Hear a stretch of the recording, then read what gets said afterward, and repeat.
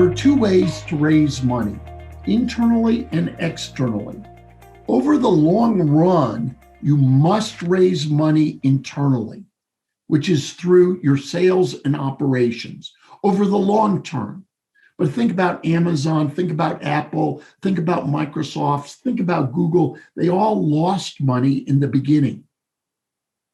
That was external financing. I'll talk about that in a second. But here was my biggest aha when I opened my businesses, is the way I think as a business owner is far more simplistic than an accountant thinks. Follow along with me. Think about a trough. Money is coming in and money is going out. You as a business owner, think about money coming in, money coming out. This was one of my bigger ahas when I started running my own businesses. Okay, it seems obvious. Your money comes in from product sales, raising debt, or getting equity. You put in the money or you get investors. That's simple. Three sources: sales, debt, and equity. That's it. There are no others. And it goes out for cost of goods sold, your variable cost, your overhead, and your salaries, which I hope when you budget, your salary is the number one salary on your list.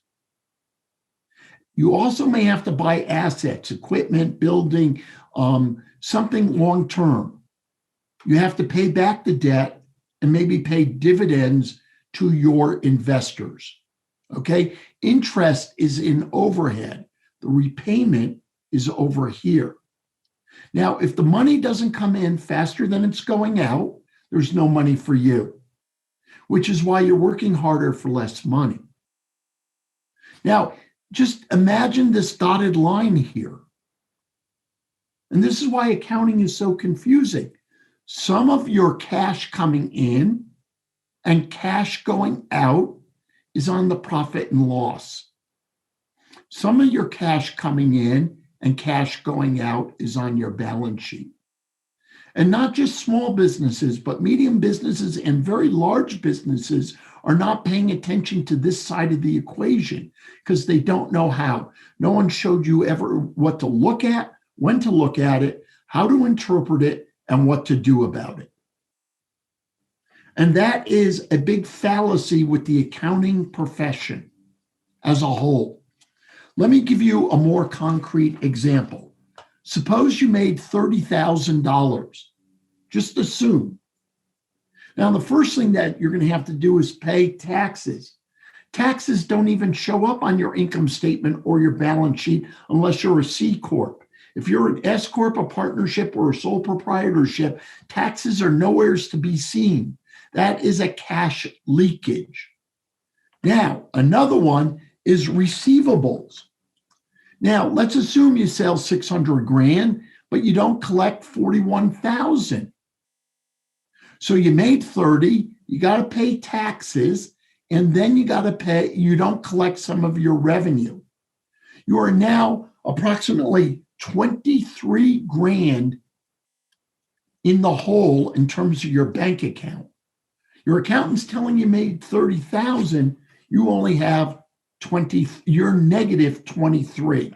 Now let's make it even worse. You pay some of your debt. Let's say you pay $9,600 of your debt. You made 30,000, you're negative approximately 33,000. That is a $63,000 swing between what you think you made and what's in your bank account. Is everybody following that? Why there's a huge disconnect between what you're thinking as a business owner and what's going on? And frankly, this is as easy as it needs to be to show you what's going on in your business. Cash flow and profit are not the same. These are coins. This is graphable. That's it. Externally, first of all, you could borrow money or raise money through equity. Let's not deal with that. But your banker or somebody investing in you sees you differently. Those are the people who read your financial statements. They look at your reputation, your assets, your strength, but they do not evaluate you the way you evaluate you. Now, if you're borrowing money, they're looking at three things. One is your character, your commitment, your experience, your integrity.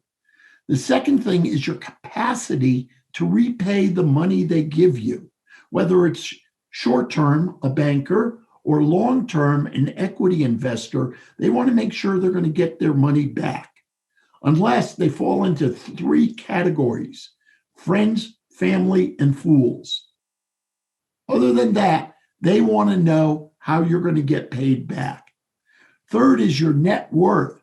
What is your company worth? Whoops, I'm sorry. What is your company worth? What they're looking at is your net worth.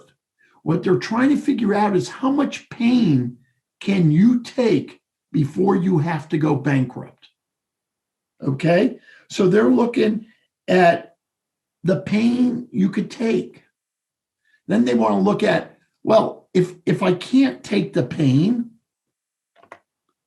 how am I going to get paid back? And then they want to look at the economic and political environment, the social environment, and they're going to evaluate you. But here's the key concept when you're raising money. Don't ever ask for money unless you don't need it. So when I was starting my home building business, the first 10, 15 homes, we didn't have a track record.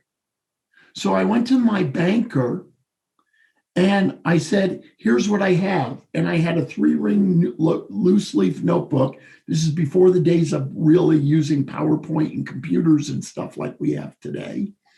And in it, I'd have a 3 to 10 page executive summary, my financials, my financial projections, copies of my blueprints, and other miscellaneous data.